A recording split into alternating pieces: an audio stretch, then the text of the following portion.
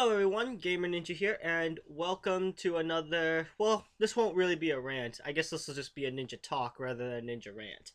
And, one of my favorite games is, Icarus Uprising for the Nintendo 3DS. The game has a lot of class, a lot of jabs at other series, lots of very memorable characters, excellent combat system. There's no real. Okay, there are some weapons that I think probably should have been toned down just a bit, but it's not enough that I will never play the multiplayer. It's just a really, really good game all around. The power system is really nice, and I would highly recommend anybody who has a 3DS get it. It's probably the most played 3DS game that I have. I have 156 hours and 26 minutes on this game. And this is after I've lost my original cartridge and have had to start over twice. And on that one, I had 200 plus hours on it. It's just way too much fun. But that being said, I know that there's a few people who aren't entirely comfortable with playing at higher difficulties on the game. And it's not too difficult once you understand a few tips and tricks regarding it. So, in Icarus Uprising, if you don't know, you can set it so that you can basically pay the currency hearts to increase the difficulty or even decrease the difficulty to beyond the or well below the natural 2.0 difficulty, which is like the starter point. That's the ordinary normal form, and then anything higher than that is more hearts, and anything less than that is more hearts, because you're paying to make it harder, and therefore you'll get better rewards, or you're paying to make it easier so the game's actually easier and you can play through it. The highest difficulty is 9.0, and I'm currently working on getting to all 9.0s, and I'm about halfway there. The game is absolutely brutal on 9.0. It's like, oh boy, chapter 21. The chapter 21, Chaos Kin. It was, or the Chaos Vortex. It was, oh my god, that level is kicking my ass right now. But all in all though, in order to play through a 9.0, you need to have quite a few different things. First off, you need to have a power set that actually works for more survival rather than damage. For this reason, I run Playing Dead, Effect Recovery, Crisis Recovery, and Brief Invincibility. And then for the tougher enemies, I run Insta-Death Attack, which really helps out. Especially against things like Clubber Skulls or the Big Tree, basically the Viridi equivalent of the Clubber Skulls. The Juggernauts when you're facing up against Palatinus troops. Anything that has a lot of health. So it's really quite nice to have that. In addition to that, my 9.0 weapon doesn't have a whole lot of damage on it, and I'm not complaining about that, but Instant Death Attack does help get around that. Right now I'm working on fusing up a better weapon. I might do a little quick thing on fusion later. But when you're going through a 9.0, a chapter on 9.0, the air mission is probably the hardest because you don't have the safety net of powers.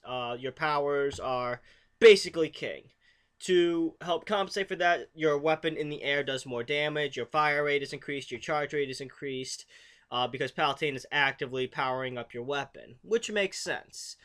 But still, you're going to be taking a lot of, if you get shot down in the aerial mission, if you can't do the aerial mission well, you're going to probably die a few times in it. As for the weapon itself, you should probably, again, focus more on survivability. So overall defense plus 7 or 8, health plus 5 or whatever. Anything that'll help you survive and take damage. Because doing a 9.0 run perfectly is next to impossible. And once you get hit once, the enemies can chain up hits on you and you will probably die. So having that extra health or that extra defense is absolutely vital against, especially in the later chapters. The three treasures, chapter 21, chapter 20 as well. all have areas where you will get knocked around quite a bit. Not because you're bad at the game, but because literally there are so many enemies shooting at you, it's very hard to avoid everything. So you're going to be getting hits. And on 9.0, the basic enemies can knock out a third of your health without any defenses or any health boost. So you obviously want to have some defense on that. As for getting through the level itself, once you get the proper weapon and the proper uh, power set, for the record, I personally use stabs for my 9.0 run. They give me range so I can take it nice and slow and pick off enemies from afar when they can't hit me. The Dark Pit staff that I'm currently using really has a nice spread with its dash charge shot, or I'm sorry, dash continuous fire shots.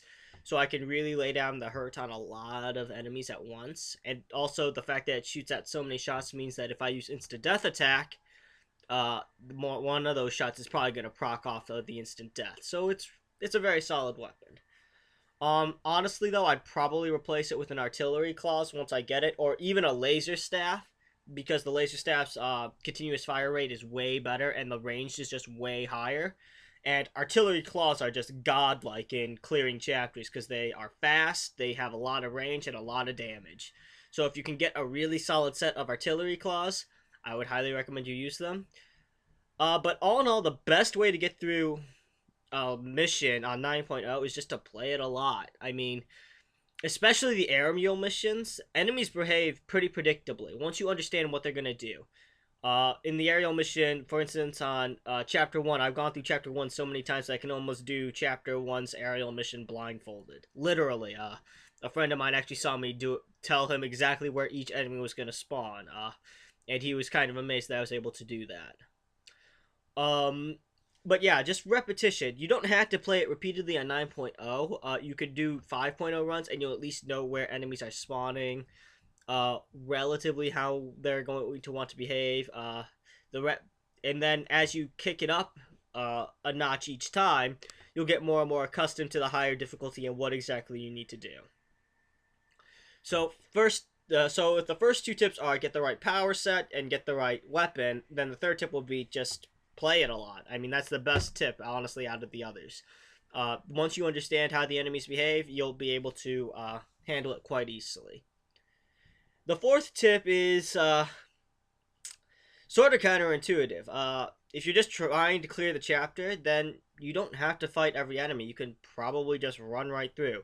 Use something like tirelessness, because you don't want lightweight on a 9.0 run. That extra defense drop will get you killed quite a few times. But tirelessness plus anything with a speed modifier, you can run past quite a few enemies and they'll just despawn. So if you're just looking to clear it, this is especially helpful in a chapter where you're not playing as Pit at all. You're playing as Magnus, and while Magnus is a cool character, honestly sucks against every single enemy there. And fortunately, you can run past quite a few of them. So just bolt right through. And the chapter actually tells you don't have to go in guns a-blazing. Just try sneaking past them or just running right through them. If you could just avoid conflict, then that really helps a lot, and it'll help ensure your survival. Avoid intensity gates is another good one. Intensity gates usually have additional enemies, and they're usually pretty strong. Like in Chapter 1, the big beetle tank thing can actually put quite a bit of damage onto you if you're not careful. I've gotten used to it, so I can kill it pretty easily. But if you're just trying to clear chapter on 9.0, you don't need to do the intensity gates. I'd recommend you do them because you tend to get treasures and maybe even get heals from them if you clear them well enough. But if you're not comfortable fighting enemies on the 9.0 scale, then you don't need to go through those, and why take the risk, right? So far we have get the right power set, get the right weapon, learn the chapter through repetition, don't have to fight every enemy, and that going on well for the point 4, and also avoid intensity gates. Going on with point number 4, in some chapters there are two factions, like forces of nature versus the underworld. You don't need to shoot them both, just wait for one of them to finish off the other and then pick up the other pick them off from a distance and just finish off the fight versus going in and trying to kill everything on your own. Let the computer effectively kill itself and proceed on. That's really helpful in the RM chapters, especially in the aerial mission. The RM chapter aerial missions can be kind of annoying just because the RM are they're very hard for me to dodge, but yeah, having the underworld and the forces of nature to kill some of the enemies, and then just picking off the enemies that I'm used to fighting, really nice. So let the enemies fight themselves, and you'll get through it a lot easier. What else can I say? Oh yeah, take your time. If you're forced into a fight, take your time, especially with the boss fights. You don't need to kill the bosses as fast as possible. Obviously, speed is nice if you try to grind up weapons. I personally can kill Palutena, not Palutena, Twin Bellows pretty quickly on Chapter 1, so I can usually just rush through with pretty suboptimal weapon, but I usually do it just to get hearts as fast as possible. But take your time. Learn the this is again the repetition part, but learn the boss's attack patterns. Like get used to dodging Twin Bellows' lunges repeatedly. Get used to Phosphorus charge shot and charges. Get used to fighting or dodging attacks that you can't necessarily always see, because most enemies will have an audio cue. One character always makes attack when she's a sound when she attacks you. That's actually what makes Craggle Edge so much harder than a lot of enemies. There's no real audio cue to let you know what he's doing, so you have to sort of keep your eye on him. But everybody else usually makes some sort of noise or some sort of statement when they're telling you, so they tell you what you're doing. Like one boss shouts, "Cover your eyes," so you spin the camera away from her, and so you can actually not get blinded by her. So take your time with the boss fights. You're in no hurry, and you can say that for every part of the 9.0 run. Take your time, pick off the enemies one at a time. Kill the weaker enemies first, because especially on 9.0, I mentioned this earlier, the weaker enemies can just lay down a huge amount of pain if you leave them around. Yes, that Clover Skull will wreck your face if you let it. But if you don't kill the 3 mono eyes that are shooting you in the back, the Clover Skull is going to live long enough to let them shoot you in the back 3 times. So lower the amount of threats so you can focus on the primary threat. This is particularly true in any chapter with the little Centurions with the bow. Those little guys shoot high homing, fairly high damage shots at pretty fast pace, so they're automatically my top priority on 9.0 runs. That being said, just get used to just play it a lot. Honestly, just play on 9.0 a lot. Get the right weapon, all that fun stuff. So I hope this quick little video that I made, literally on the spur of the moment, right in the 20 minutes I have before I go to work, helps you guys out, and I highly, again, recommend that you pick up Icarus Uprising. It's a really good game. I highly recommend it. Any gamer would love this game. It's got enough action behind it. It's got a very surprisingly dark storyline if you think about it. And the combat and the characters are just so amazing. It's honestly my favorite 3DS game, even over Pokemon, and I consider myself a pretty big Pokemon fanatic. So anyway, guys, thank you for watching. This is the Gamer Ninja, and I really hope you enjoyed this video. Thank you all for all the support. Have a great day, everyone.